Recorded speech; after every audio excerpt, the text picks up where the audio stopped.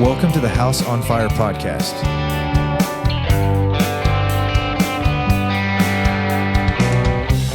Our aim is to light a fire for Jesus in the homes of those who listen through encouragement and equipping. Let's partner together to advance the gospel in the next generation.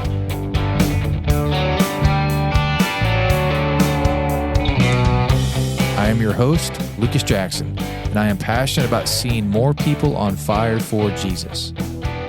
When you listen to the House on Fire podcast, you'll hear from people you can rub shoulders with every week at Bethel Church, because all of our guests are from our church family. These are people striving to love God, love others, and to serve the world. Hey guys, thanks for joining us on this episode, and I'm excited to have Abby Lind with us. Abby, thanks for coming on. Yeah, thanks for having me. Yeah, well, to kick things off, tell us a little bit about yourself and your family, just so folks get an idea of who you are. Yes, yeah.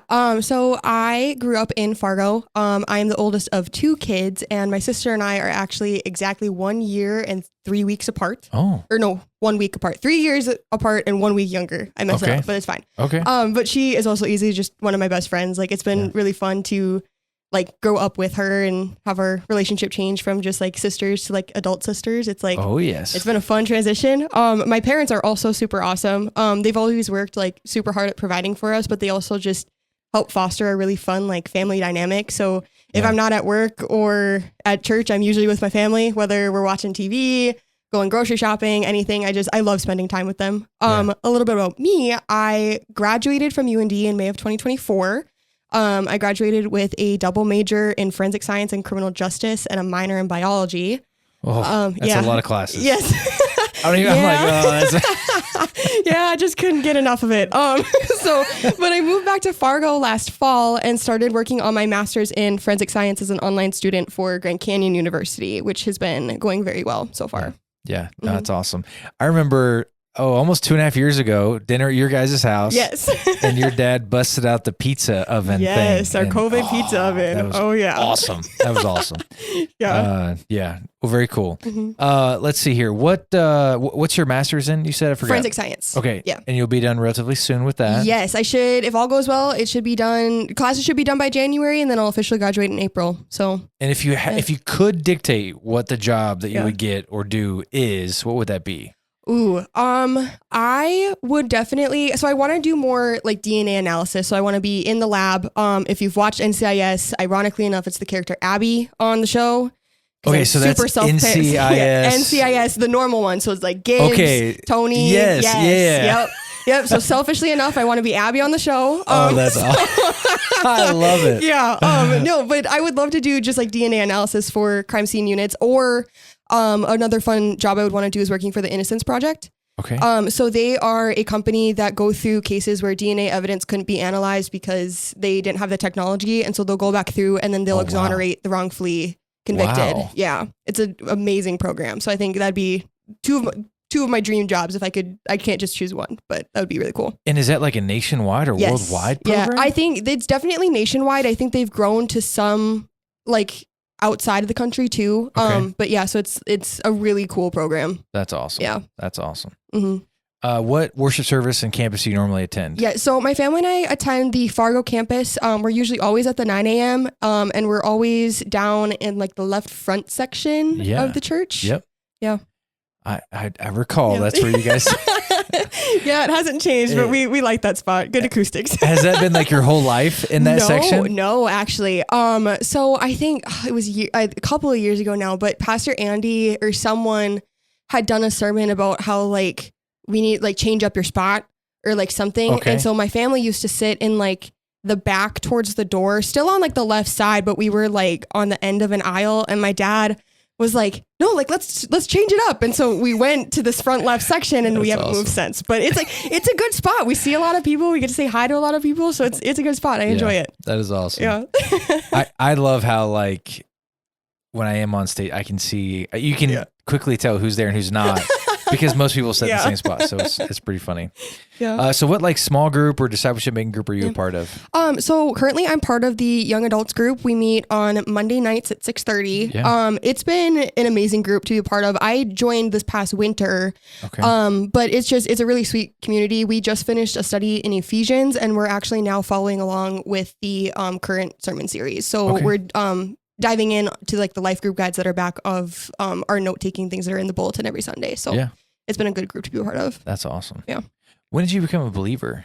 Yeah, I love telling this story because it's kind of fun because I see my own growth. But so I always grew up attending Bethel. So it was like Sunday schools, Awana, kids choir, youth group and Kids everything. choir, that was a thing? Yes, it was. Oh, kids choir. Yeah, kids choir. It was run by Christy Kavernan and Cami Lucht, which was like, it was super fun.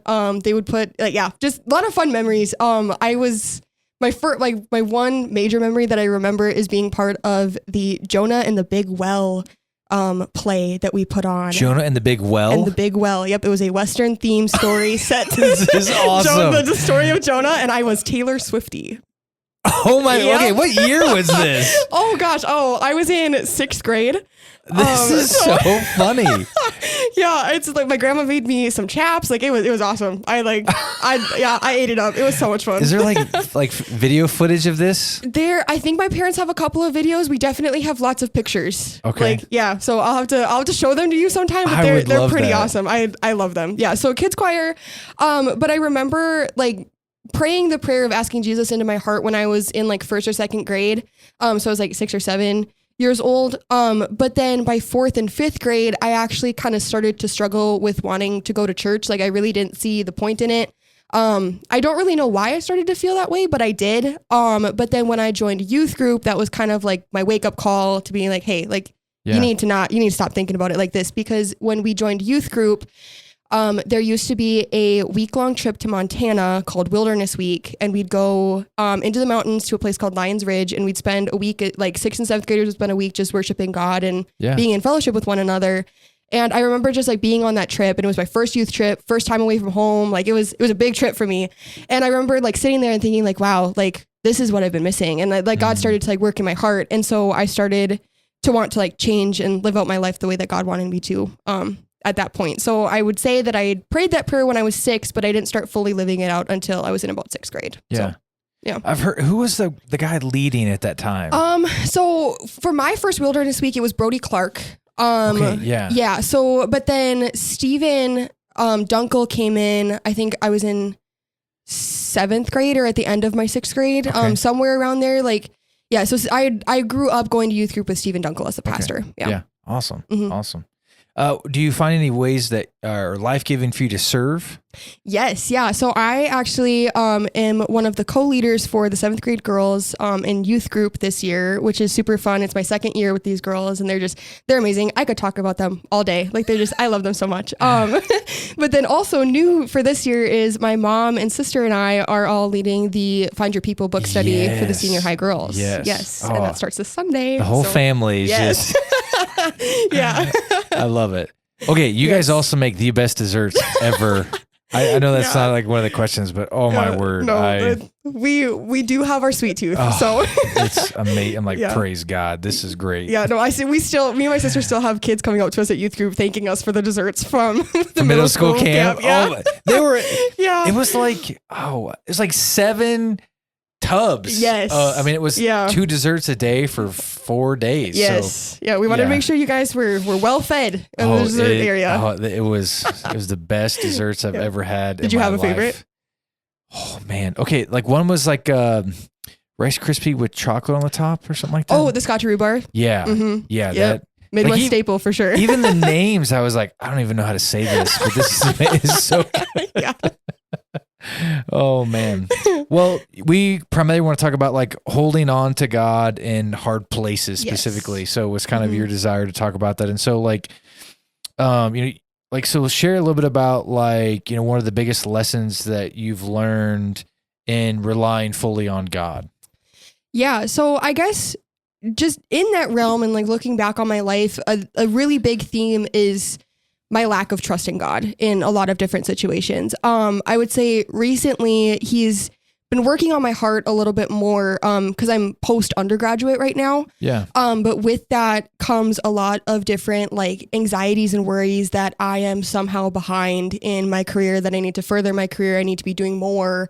Just kind of like everything under that realm. So I think this also partly comes because I'm a huge planner. Like I'm very type A. And so I like to plan, I like to have control. And so when these like goals and fears and doubts and whatever come into my mind, like I want to handle them myself. Yeah. And so it's really hard because as I've grown up and matured in my faith, it's really hard for me to grasp the idea that I have no control over whether or not I get an interview, whether or not I'm going to pass a class. Like, well, I can do what I can for passing a class, but it's like, if the professor doesn't like my work, I can't change my professor's mind. So it's like, for sure. Yeah. So it's like, I really have no control to some extent in those areas. And so, and then also with this, I'm a person who likes to solve my problems right away. I hate waiting for solutions. If I think the solution can come in 5 minutes, I'm going to try and make it come in 4. Like, it's like, I am very, very bad at waiting for solutions to come and resolve themselves. I'd rather just try and fix it right away. So it's one of those things where trusting God has been a huge thing because I know these things about my personality. Yeah. But I guess with this example and like going on the theme of trusting God, like after UND, I actually never thought I was going to come back to Fargo. Like I thought I was going to be somewhere else doing something, whatever. And so the summer before I entered my senior year, I started praying that God would guide me to what I'm supposed to do, because I couldn't just make up my mind about anything that I wanted to do after senior year. And he actually laid it on my mom's heart to tell me that I needed to start grad school right away and move back home with my mom and dad. Oh. If that was in the cards with also starting grad school, because she was like, grad school can be online. And when she told me this, I was like, yeah, okay. Like I wasn't super into the idea. Okay, mom. Yeah, no. And I was just skeptical because I'm like, why would I do that? Like I really didn't want to start grad school right away or graduate school right away. And so it was odd. But then also with this, like before my mom told me this, like as I was entering my senior year, I was almost having like reminiscent thoughts of like, why didn't I go to Grand Canyon University? I was like, what? Like, cause like, and I'll get into it later, but it's like, I'm very thankful for my time at UND, like the growth I did there, everything under the sun, like people I met there, the friends I still have, like, I'm very, very thankful for UND. So for me to be reminiscent on a school that wasn't even on my radar for the longest time was like really odd to me. But then, so I just decided to entertain my mom and started looking into grad schools. Guess the first grad school that popped up with a master's in forensic science. Grand Canyon? Uh-huh. But did you like do a Google search or like, and it just popped up? I Google searched schools that offer masters in forensic science. Maybe your mom like in the background was like doing all that research in advance so that it just... I never actually asked. I should probably ask her. You should ask her that. Yeah, no. So I kind of just sat there and I'm like, huh, God, you're really funny. And so like, awesome. So I decided to request information. So I sent in like my email and whatever, and I immediately got a call like the next day. And they're like, yeah, like, so when did you graduate? And I'm like, I haven't yet. I actually start senior year tomorrow. And they're like, you're really ahead of the game. And I'm like, if you want to call it that, sure. Yeah. And so, but after doing this, it kind of snowballed into this thing where these academic advisors at GCU kept me on their like roster of potential interests and like people requesting information. And I had an academic advisor calling me every month. So then I would stay current on her list. Wow. So when it came to when I graduated UND and actually applied for GCU, that approval process for me to get into the program went a lot faster than if it would have when I like applied after I graduated. Yeah. And so I remember like the phone call I got from her telling me that I was officially accepted was like about a month after I had graduated. Okay. And so it was a really funny thing, because it's like when I decided to prayerfully go about it and trust that his plan would play out, that's when everything kind of like just fell into place. Because when you trust God is like, and what I've learned is when you trust God, it leads to a very easy road to walk down, because he aligns the pieces the way it's supposed to. Amen. And makes it super easy to walk through, and you don't have to worry about like the thorns or the thickets that are, like on the side. That's awesome. Yeah. That's a great perspective. Mm-hmm. I've never heard it described like the way you did in terms of dealing with things right away. Because I'm like, yeah, that's me. But I've never thought of it exactly like that. I'm like right now is a good time to fix this. Yes. Yeah. Like 9 seconds is too long. Like 4 seconds is like, yes. Anyway, it was very life-giving for me. So yeah, it's a little humbling when you actually put it, like when you actually identify the feeling. Cause it's like, I hated realizing that about myself. So I like yeah. So coming to terms with that was almost a little hard because I'm like, well, no, I do trust on God, like trust God. I'm like, well, do I really if I'm trying to fix it by myself? So yeah. So it's been a huge thing, but then it's also like with that example, it's like learning to trust the prompting that God sends you is a huge thing too. But I also found that like trusting that prompting from him comes with prayerfully going about it. Like, so it's like, but then also with that, it's like, you have to be like really real when you're praying about it. Cause for me, it's like, for the longest time, like I didn't think I could tell God like when I was nervous or upset or mad or, you know, whatever. Cause I'm like, no, like he can't know that, but he already does. Yeah. And it says in like Psalm 139, 1-2, it's like, Lord, you've searched me and you know me. When I sit down, when I stand up, like you understand my thoughts. So it's like, so that verse serves as a really good reminder for me that it's like, he already knows how I'm feeling. So why not just admit it and then ask him, hey, how do I go about this? Like can you please guide me on what to do? Yeah. So it's like prayer and asking for guidance is what's really helped me like strengthen my trust in God, throughout the years as, I just continue to grow into my adulthood and everything. So no, that's awesome. Yeah. Can you tell us maybe how he's been teaching you that recently? You know, I'm sure you could probably name a ton of examples, but like maybe recently, what's that been like for you? Let's see. I think right now it's just being content where I'm at. Like I said, it's that idea of, thinking I need to be somewhere else. I need to be doing a different job. I should have been done with school by now, you know, like all those things under the sun. And so it's one of those things where like, when I start feeling like that, I have to like ask God, like, hey, like, please like show me where I'm supposed to be and remind me of why I'm here right now. Like why you put me in this current job and like with this current school, in this current class, like, why my schedule is the way it is this week. So just, it's like that post undergraduate mindset where you're like, I should be doing more. Like I should have started my like real job 2 years ago, like that kind of a thing. So it's, so learning to trust God through the plan that he has as I'm like navigating my way through my master's program into eventually getting what I call like my quote unquote big girl job. So yeah. It is interesting. I think our culture often looks at like it's somehow a bad thing if you do what is expected and what is asked for. Like it's like that's not good enough. You got to do more than that. Like there's that culture that exists. Like I've often seen students who, you know, they want to graduate college by the time they're like a junior in high school, which is fine. But I'm like, okay, but surely is this really the highest value that you want to do in terms of like speeding through this? I don't know. Just an observation, I guess I've made. Yeah, no, and I actually had that. My academic advisor at UND actually offered me to graduate within, I think it was like 3 or 3.5 years. And I remember in that moment, I was like, no, like, I don't want to do it any quicker than I have to. Cause I wanted my full 4 years, at college, like in college. And it's like, but like the idea of being like rushed through like those pivotal moments in your life where it's like I would argue that like when you enter college, like that's when you do the most growth. Like you enter adulthood, you know, you're living in the dorms, you're living out of the house for the first time if you choose to live in the dorms. But then on top of that, it's like you're learning how to navigate adult friendships at the same time, which is almost harder, I think, than middle school and high school friendships sometimes. Cause it's like, you're not forced to be together in the same building. So it's like when you're having these friendship quarrels in like middle school, high school, even elementary school, it's you're forced in the same building with them. When you're in college, it's like they could be in a building across campus. They could be living at home or in a different apartment. And it's like, if you don't make the effort to see them, you're not gonna. So it's like, it's been, it's interesting that that's what our world is wanting us to do, is like hurry through these things where ultimately you do the most growth. At least that's what I've seen in my life. So no, that's a great observation. Yeah. What has trusting God looked like for you in your college years and even in your sorority? Yeah, sorority. Yeah. Yes. Yeah. My first semester at UND was a little tough. I just, given some stuff that had happened in high school, which I'll touch on in a little bit, was just, I had my heart hardened, going into UND. I had a really poor attitude, and decided to deal with it in a worldly way of giving into UND's party culture. Yeah. My first semester at UND, which was really, really tough. I was making some pretty poor decisions, and, but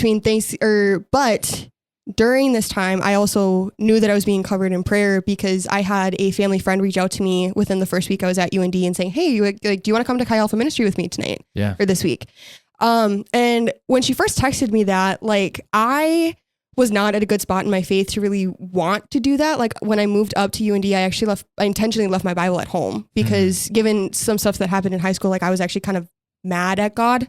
And so I didn't really want to deal with anything. And so I had said yes, reluctantly, only because this friend was a family friend. And I knew if that I had said no, she would tell her mom, and then her mom would tell my mom, and then my mom would come up to UND and knock on my door and be like, what are you doing?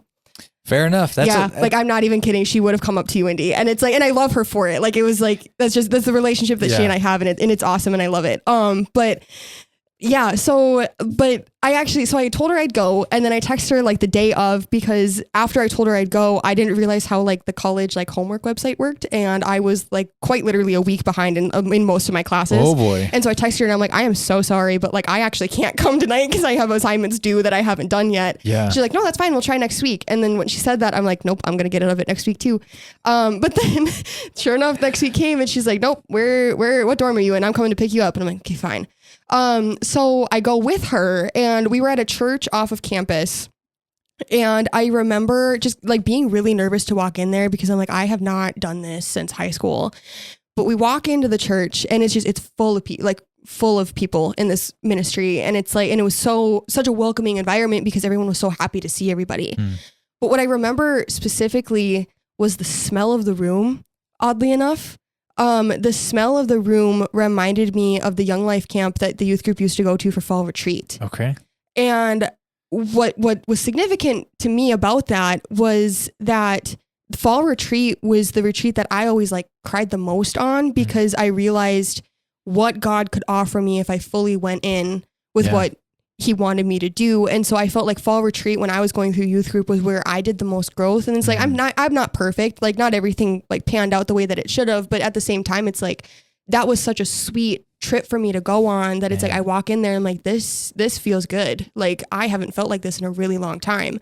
Yeah. And so I was super grateful, or I still am, for those people that were covering me in prayer during that time, like at UND, because I needed that family of believers, and it's a good thing I got them, because my first friend group I made in college, but after Thanksgiving decided that they didn't want me as a friend anymore. Like they completely ghosted me, and I had no idea why. And so I went through finals week and the rest of that semester just completely heartbroken. Because I had cared for these people, and they kind of shunned me out. And so I really had no idea. But because I found these community of believers, they were like, no, like you can be sad about it, but we're not going to sin about it. And so they really pushed me to deal with it in a healthy way, but deal with it by praying and trusting that God had a plan for that closed door. But then I went home. So when the sorority comes into the picture, it was actually my second semester as a freshman at UND. So I had gone home during Christmas break, and I remember just like really, as Christmas break was coming to a close, I remember really dreading having to go back to my dorm for second semester. And I remember sitting on my couch and just like, instead of entertaining the feeling of dread, I decided to pray. And I was like, okay, God, like I am really thankful for this community of believers in Chi Alpha. I'm really thankful that you brought me these people, but I still don't feel super connected. I don't feel at home. Like I really don't see a reason to go back to UND. Like I need you to tell me why I need to go back. Yeah. Because with the Chi Alpha community, there's some theology stuff that I don't necessarily agree with. So I never really went like full in with the organization. And so so it just, I was having trouble like feeling at home, even though I was like reawoken in my faith, like through them. And so, but 2 days after I prayed this prayer, I had a girl message me privately on Instagram, and she was in a sorority, and she was like, hey, someone put you down as someone that would be interested in learning about Greek life. Like, would you ever want to meet up after Christmas break? And in my mind, I'm like, I have never told anybody that I am interested in a sorority. Like I was actually completely against the idea. And I'm like, how did you find me? Like, I have no idea. And so I was praying about it. And ultimately, like what I felt was I had the green light from God to at least have a conversation with this girl. And she's like, just go back, have the conversation, see what happens. And then that conversation led to me joining the Kappa Delta sorority at UND's campus.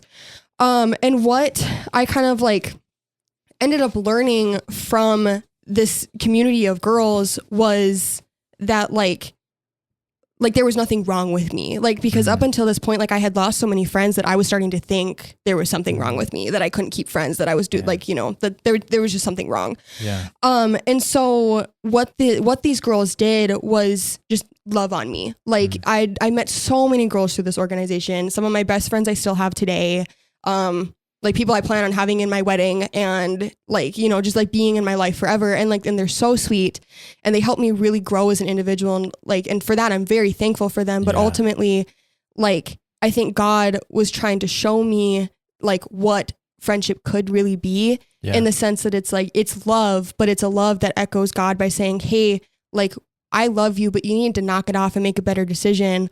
Or like, hey, I'm your shoulder to cry on. Like, we'll get through this together. Like that kind of a thing. And so it's like, it was a weird situation to go through. And it was like, I look back and I reflect on it, and I'm like, that was an answer to prayer. Like so it's like, so joining a sorority was not something that I ever thought was going to happen, but I think it was definitely a God driven decision, because that's where I felt like I did so much growth during that time. And a lot of those girls knew I was a Christian too. And so I would have some of them from time to time ask me to pray for them over certain situations. And I did gladly, still do. So it's like, it's one of those things where the sorority really helped me see the love of God, whether they knew they were showing me the love of God or not. When I had so much friendship hurt going into the sorority, God helped repair me like through that, and like realize like what friendship could truly be. Yeah. Yeah. No, that's awesome. How did God walk with you through the challenges of losing, you know, friend groups and navigating those relationships? Yeah. So just to backpedal a little bit, the first friend group I ever lost was shortly after high school. And like, as I look back on it and just like really looking at the situation, like that those friendships were starting to get really strained towards the end of high school. Like there was just a lot of stuff going on, and we all ended up meeting to talk about it, and ultimately decided that we were going to part ways. And so with that, I was heartbroken, because not only did I realize and like feel terrible about the hurt that I had caused to these people that I loved. But I also had hurts of my own. So it was like, but then like, as I said earlier, it was like that snowballed into me being upset with God, because instead of seeing it as something that he could use to turn like a situation to something fruitful, I decided to be mad at him and like not want to deal with it anymore and just not think about it. And so my heart was hardened. And so going into UND, like it was hard. Like it was that's all I can really say about it. It was just like, it was just really hard. Yeah. And then losing that friend group, like right off the bat in college too, like it really shocked my self-confidence. But the difference between the first friend group loss and the second I had a really strong community of believers that were not only helping me manage this college friend group loss, but also revisiting the high school friend group loss. And they were like, okay, like we need to talk about it. Like you need to admit those feelings, but you also need to ask God to take those feelings and to help you work through them, because ultimately like that's not going to get resolved without God. And so as I was navigating like through this time at UND and like processing the two friend groups I had lost, I just remember like really working on praying over it, like just praying that my heart would soften, that like my feelings would like no longer hurt, like that kind of a thing, that I would be able to forgive these people. And I did work to forgiving them. And there's no hard feelings across the board at all towards any of these people on my side anymore. And so it's one of those things where like, I also got to see like after my heart was softened that like God let reconciliation happen. Like I remember there's one weekend at UND where I ran into one of the former friends from high school, and we both like we gave each other a hug and just ultimately ended up saying that like we had no like feelings against each other anymore over the situation. And that was super healing for me. I was like, I needed that hug from her. And so, and I'm so grateful that I ran into her. And then a couple months later, I ended up running into that first friend group from college, and they all apologized to me. And they're like, we're so sorry. Wow. They're like, we understand if you hate us. And I'm like, I don't hate you at all. Like I wasn't expecting you guys to like say sorry, but also I need you to know that I've already forgiven you. Like it's okay. And it's like, and it like all of that was just super healing for me. And that all happened like my sophomore year of college. And so it's like, it was like about a year turnaround when I like, after trusting God and praying over my own heart, that I got to see reconciliation happen. And it's like, even though, and I don't talk to these girls like regularly or maybe even at all at the moment, but like that doesn't negate the healing that happened from it on my end. Like I'm assuming on their end too. And so it's one of those things where I love how prayer works and how God answers prayer. My prayer still is for reconciliation because I haven't been able to reconnect with everybody from those past 2 friend groups. Yeah. My prayer is for reconciliation, but now that I've matured and grown and continue to work on softening my heart, my prayer for reconciliation is on God's terms and not my own. Yeah. So it's like, so I know that God will, if the door is to remain closed, then I know God's going to keep it closed. But if he wants to open it back up, I'm willing. And that's what I tell him. Yeah. Like every time I pray about it or start to think about it or reminisce on it. Cause when I start to reminisce, I realize that's God saying, hey, we need to pray over this situation right now. And so, yeah. So it's just ultimately like trusting him that like, if a door is to remain closed, like it'll remain closed, but for good reason. And I may not know that reason, but also just trusting him that he has something fruitful for me as I continue to walk down the path that he has outlined for me too. Yeah. That's awesome. Well, you also went through like grief and loss of a friend to suicide. And so how did that experience shape your faith? Yeah. And surely majority of the people I know have gone through this. Yes. Like either like a family member or a close friend. Like it's not too far removed from most people that I know. So so to give a little, I want to give some background to who this friend was, just because he meant a lot to me. But so I lost a friend to suicide about 1.5 years ago now. And in that year at UND, like in particular, like it felt like that there was actually like a lot of suicides on campus. Just kind of, it was just really felt like a dark time on campus and just something that I was continually praying for. But I also never imagined that I would also be one dealing with those emotions. And so it was kind of a shock to my system when it happened, because this friend of mine was so sweet. I met him through Chi Alpha, and then we actually ended up working together at an elementary school in Grand Forks. And so not only was he a friend, he was a coworker. And he worked so hard at his faith, but he was also really open about his mental health struggles too.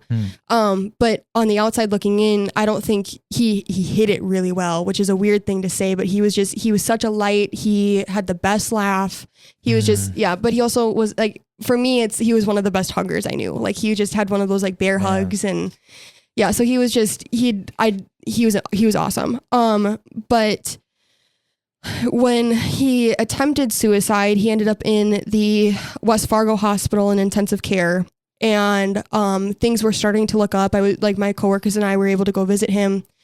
He wasn't awake, but we were able to see him. But then shortly after we saw him, he fell into a coma and then passed away. And so that was a really odd, sorry, my throat caught. That was just a really, not like odd, like in like its traditional like definition, but it was just, I remember that day so vividly because I was at the gym. I got myself to go to the gym at 7 a.m. for the first time in a couple of weeks, and I was on the treadmill, and I was listening to like an instrumental background thing on YouTube, and that wasn't normal for me because usually I had like Apple Music or whatever playing.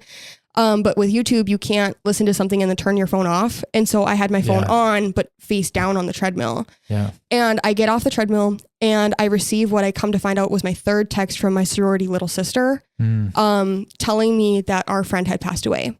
And as I'm about to answer her text, I get a call from a different sorority sister who also knew him, saying, hey, he passed away. And she was crying, and I just like, I was in shock. Like I was in shock. I remember getting off the phone and answering my friend's text, and then all I could think about was I had to get back home so I could get ready for class. And I just like, I remember going home, like driving home and praying, just because like I just didn't know what to think, and I didn't know what to say and how to process, and it was just weird. And I remember like as I'm driving to class, I got the prompting from God. It's like, you're gonna call Bethel. I'm like, okay. So I called the front desk, and the lady working the front desk that morning connected me to a pastor, and ended up being Pastor Jonas. And so as I was talking to him, I finally started to cry.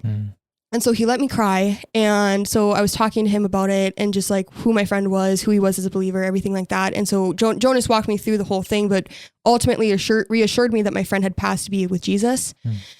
But during this time, I actually felt like I was the strongest in my faith because I was in a constant state of prayer. Like I was praying over him, his family, myself, our coworkers, his friends, like just the doctors, just everybody that I could pray over, anything I could pray over, I was praying over it. And I remember just like constantly praying, God, like I trust you, but please just be in this situation. And like ultimately I think he was, because now my friend's with Jesus. And so it's like, he has no more pain, no more suffering.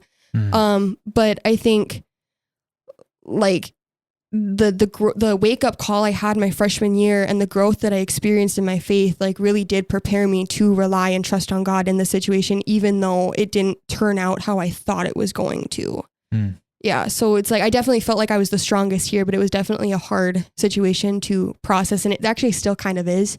There are days where it doesn't feel real still, even though it's been almost a year and a half. And so it's just, but the trust in God and knowing that God had a plan worked out for this particular situation is just that's a constant truth that I remember. Yeah. Were there particular scriptures or promises of God that you clung to in that season of grief? Yeah. So the conversation with Jonas in general just like was really helpful to me. But it also brought up just several verses, but a couple of my favorites were John 3:16, for God so loved the world that he gave his one and only son, that whoever believes in him will not perish but have eternal life. The other one is Ephesians 2:8, for by grace you have been saved through faith. And then Psalms 103:12, as far as the east is from the west, so far has he removed our transgressions from us. So just a lot of scripture being spoken over my life during that time, but also like worship was a huge outlet for me. So during my senior year, I actually started listening to Life 97.9, which was also really out of character for me, which I can really only explain as God was telling me to listen to Life 97.9. But after my friend had passed, I started to feel really numb, but not numb in the sense that it's like my faith went stagnant, but numb in the sense where it's like I tune in and out of conversations. I tune out as I was like driving to class or to work or wherever. Like it kind of felt like I was kind of going through like just like a weird I was conscious, but like I wasn't remembering that I drove to work and like that kind of a thing. And so it was really odd. But during those times, like as I had the Life 97.9 on in my car, what would snap me back to reality was Truth Be Told and Don't Stop Praying by Matthew West. Like no joke, every time I got in my car, one or both of these songs would play. And like they would bring me to tears because I just I needed those reminders. And just that like those positive songs like speaking over my life. And then when I listened to my old music, it was the songs Just As Good by Chris Rensma and Even If by Mercy Me. Those were songs that also just really helped me keep centered and grounded and during that time. And then a couple months later, after I had moved back to Fargo, my family and I went to that Zach Williams concert that was put on at the Shields Arena. And the song Made for Heaven by Kane was actually one of the first songs that I could feel like, not necessarily like almost like rejoiceful, like thinking about my friend, like knowing that he's in heaven. And because there's a lyric in that song where it's like, and the ones that we lost along the way will run to meet us at the gate. And it just like, and that just like brings tears to my eyes. Cause I'm like, I think of that and I get excited about knowing that he's in heaven, but that I'll also get to see him again one day when I'm called home as well. So yeah. And then the other song was actually the song that we sang at his funeral. So we sang Goodness of God at his funeral. And for the longest time, I couldn't listen to it. Like I'd skip it if it came on my playlist, or I would turn the radio off because it made me really sad. But I remember when his death anniversary came up this past April, like I was really sad about it and just kind of like going through the motions, like everything kind of felt like a chore. And I remember driving to work one day and praying like, hey God, like I really wish I could talk to him, or like, just like, I know he's with you, but like, I need to know that he's with you. And then this song just kept coming on the radio, like every time I got in my car, and I'm like, I don't want to listen to this song right now. And so I go into work and I was telling one of my coworkers, like, this song keeps playing and I'm so sad and whatever. And she looks at me and she's like, hey, it's okay. Like you can, like, he's just trying to talk to you.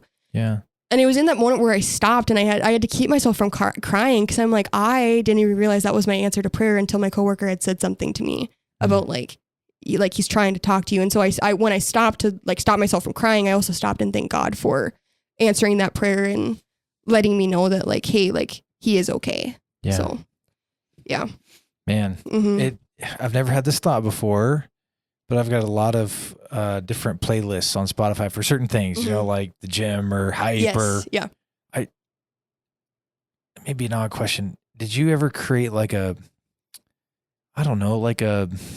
grieving playlist or like I just have never even thought about this ever. So I just think about those certain songs that just, and obviously you remembered them. Yes. Yeah. You know, so I just, I don't know.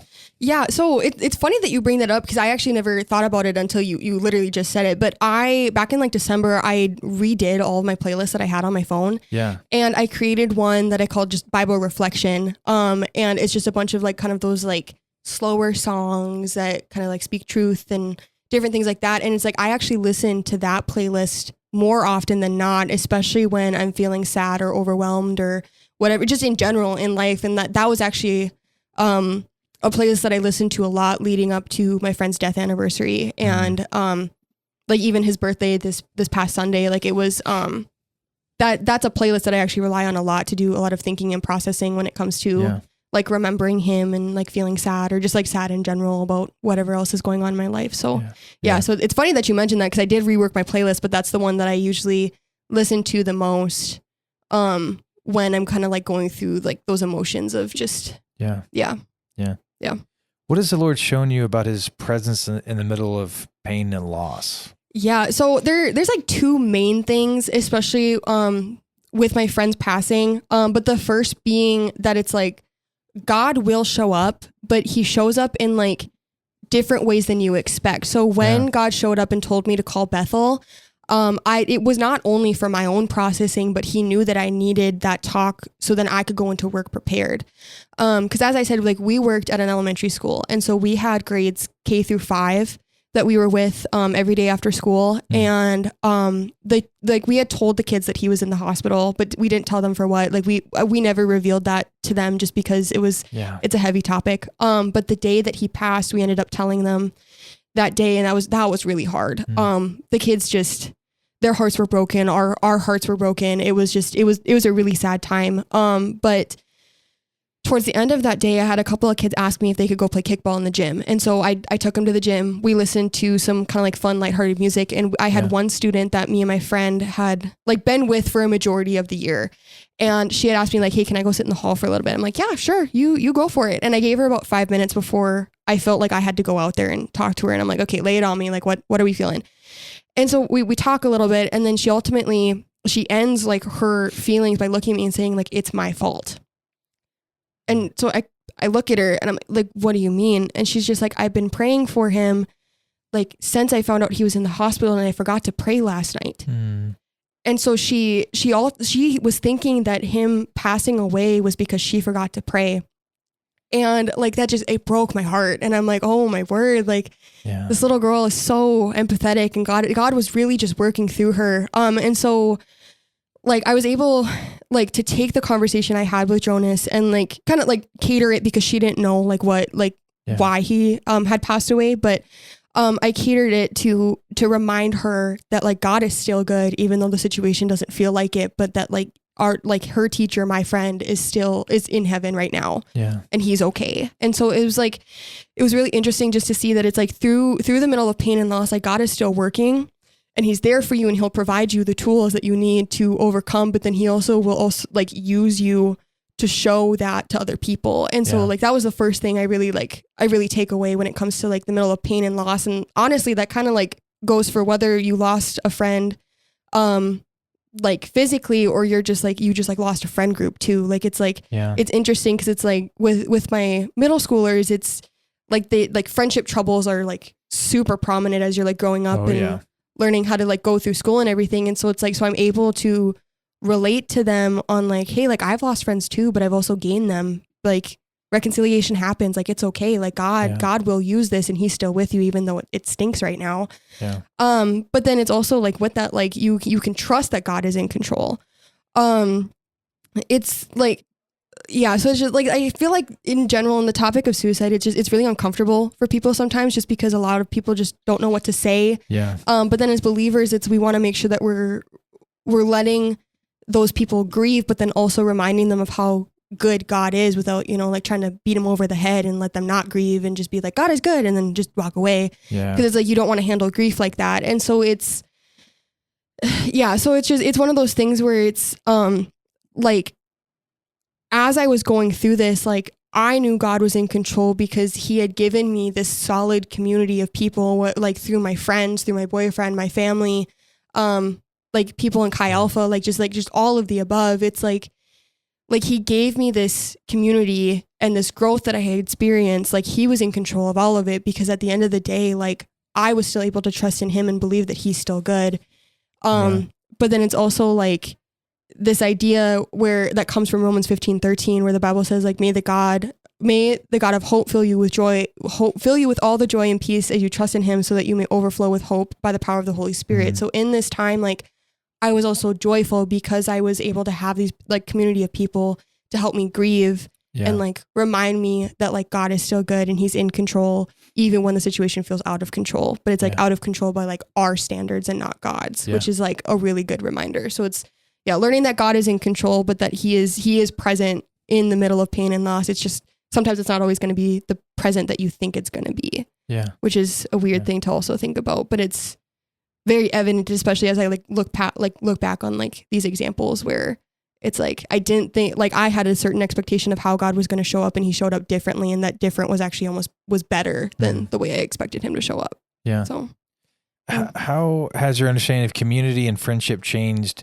as you've trusted God through these seasons? Yeah. So, my understanding of community and friendship changed because, I learned that without God, friendship and community can't exist. So to give a little sneak peek into the Find Your People book study, the author of that book talks about it a lot, but it's also, like, highlighted in Hebrews 10:24 through 25, where it says, and let us consider how we may spur one another on toward love and good deeds, not giving up meeting together as some are in the habit of doing, but encouraging one another. So with that verse, like, God is encouraging us to be in community with one another and to show friendship and love and kindness to everybody as he does to us.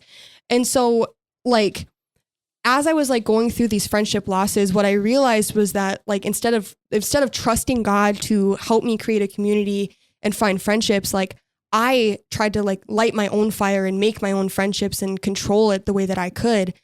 And the thing is, like, when we decide to try and do it on our own, like, when we try to, like, take control of our friendships without God, we're basically telling him, like, taking those fire making materials that he gave, like, that he's using, and saying, hey, I can do it on my own. Like, I don't need you right now. And so part of, like, all of this with community and friendships is, like, I need to trust God to light my fire and keep it going. But then also I need to prayerfully go about my community and my friendships and be like, God, like, please bless these friendships. Please show me what to say. Please show me how to be there for these people. Yeah. And also, like, the scarier part about it is, like, praying that if a friendship door needs to close, you need to pray and ask God for that door to close. Like, I think that's, like, one of the harder parts about friendship is sometimes you don't want that door to close. Like, you'd rather it stay open forever. And so sometimes it's kind of hard to deal with that. And so just overall, it's like friendship and community can't exist without him. And so when we try to do it without him, we're ultimately going to fail. Yeah. Cause then it's also, like, I think of, like, the, verse in Matthew with, his yoke is easy and his burden is light. Yeah. It's like, when I tried to take my own friendships under my own control, like, I was trying to pick up my own yoke by myself, and I ended up falling flat on my face. Like, it's like, it's one of those things. It's like, when you pick up his yoke and he, like, you walk with him, like, he makes friendship and community easy, and he helps you find those friendships and communities that you need to be a part of. Yeah. But then he'll also help you maintain the current communities and friendships you have. It may look a little different, or it may stay the same. But at the same time, it's like, when you know God is in control and he's helping you through those situations, like, that's when you know that you're doing it right. Yeah. Yeah. Looking back, where do you see the faithfulness of God most clearly in your story?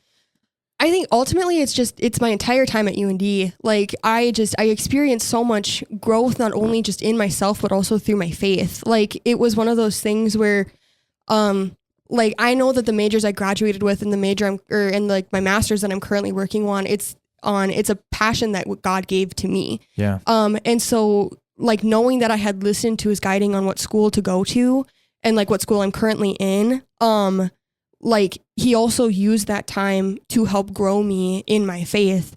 And it's like, again, like my story isn't perfect. I've made bad decisions. But at the same time, it's like when those bad decisions were made, instead of turning back into the world and being like, okay, well, I might as well just continue making this decision. I turned to God. I'm like, God, like help me through this. Like, this is hard. Like I need your help. I need your guidance. And so, instead of running away and trying to like fix myself to be perfect for God, or just running away because I don't want to deal with it, like I'm able to go to God and be like, hey, here's the mess. I don't know where my broom is. Like, and so just like, yeah. So just try, like being able to like start UND, like, and then get had my heart soften and then grow to be able to see God through the harder circumstances is like where I see the most growth in myself. And I've been able to like apply those lessons to my life today still, which has been really, I'm very like, not to toot my own horn, but I'm very proud of myself, because if you would have told me like when I started UND that I was going to be a life group leader for youth group, I would have been like, nah, like there's no shot. And so it's really fun for me to look back on my life at UND and see the prayers that were answered, to see the friends that I gained and the relationships I gained, and just the closeness that I've been able to grow with my family too. Like it's been good all around, but I find that UND is where I see the faithfulness of God most clearly. Yeah, that's awesome. Yeah. What encouragement would you give to somebody listening who is walking through grief or even loneliness or having relationship struggles? Yeah. My encouragement is just you're not alone. Like truly you are not. God not only has you, but he has people planned for your life, or people currently in your life that he will have come alongside you to help handle like grief or loss of friendships or anything that you could possibly think of. But I also encourage you guys to be bold in your prayer life over that. So it's like, be bold enough to pray over the emotions you're feeling, being bold to pray and ask God to close doors, or to open new ones, and praying that God reveals what he has planned and who he has planned for your life. Another thing is just, I want to leave an image with everybody, because this was super powerful to me after my friend had passed away and we went to his funeral. So his funeral was held at Lakewood Bible Camp in Devil's Lake. And we were in the chapel, and the chapel can hold up to 400 people. And so my coworkers and I get there, we sit in a pew, and as the funeral is about to start, like everything just fills up, like shoulder to shoulder, every pew is filled. There's people standing in the back because there's no more chairs. There's people standing in the lobby of the chapel. Like there are still cars coming down the road trying to get to this funeral. Yeah. There were easily over 500 people at this funeral because they loved my friend so much. And so just taking that in, like, I want to remind people that it's just like, you have 500, or maybe more people in your life right now, or people that God has planned for your life. And so truly, like, you're not alone. Like you have these people, but you need to be bold enough to trust God and to pray that that God guides you through this time, because he does have something fruitful on the other side. Yeah. Yeah. Amen. Yeah. So as we wrap up our time here, like, how can we be praying for you in this next season of your life? Yeah. So as I'm coming up on a close to like working on my master's at Grand Canyon, I think it's just prayer that I continue to trust God, just coming up with the decisions of what I'm going to do for a job, where God wants me to live ultimately, like just like all those decisions that come with like growing into the next part of my adulthood. Just that I continue to trust God and that I'm able to see the plan that he has for my life, I think would be the prayer request I have. Yeah. Abby, thanks for coming on. I appreciate you. Thanks for having me. Thanks for joining us for this episode of the House on Fire podcast. Our prayer is that this podcast activates your home for Jesus. May the light of Christ burn bright through you and yours. Until next time.